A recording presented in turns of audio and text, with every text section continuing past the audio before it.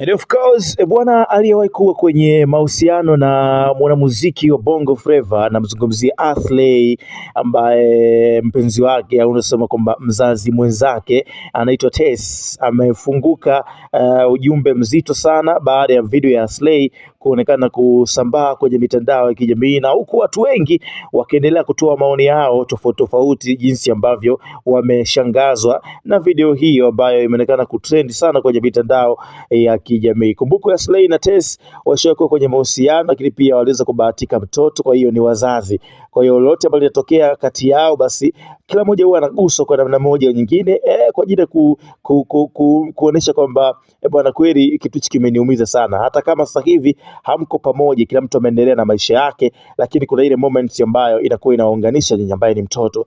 Sasa mzazi mwenzake wa Aslay, namzungumzia Tess, amezungumza kwa uchungu sana na kusema kwamba alishawahi kumwambia na kuweza kumuonya Aslay kuhusiana na masuala haya, lakini hakuweza kumzingatia kabisa, kitu ambacho kinaleta madhara sasa hivi, na anaonekana kama mtu fulani ambaye hana mbele wala hana nyuma, yani hana mipango yoyote ya kimuziki. Anashindwa kushine mbele ya Watanzania wengi. Mwisho wa siku anaenda kuonekana kwenye show za chaka tu chaka, show ambazo ni not formal, yani show za kawaida sana huko mtaani ambazo zinaingiza pesa lakini zinaua brand ya msanii. Ndio kitu ambacho amekizungumza sana Tess. Kwa hiyo ameongea kwa uchungu na kusema kwamba hali ambayo anaipitia mshikaji sasa hivi sio nzuri, yani hali ambayo inaumiza sana. Yani kila mmoja ambaye anatazama hiyo video anakuwa anatoa maoni ambayo of course yanaumiza, na ukitazama kweli inaonyesha kabisa video hiyo bana inawagusa watu wengi sana. Wewe kama bado hujaweza kuitazama video hii, mimi ninayo mwisho wa video hii nitakuwekea video ya Aslay uweze kuona jinsi gani ambavyo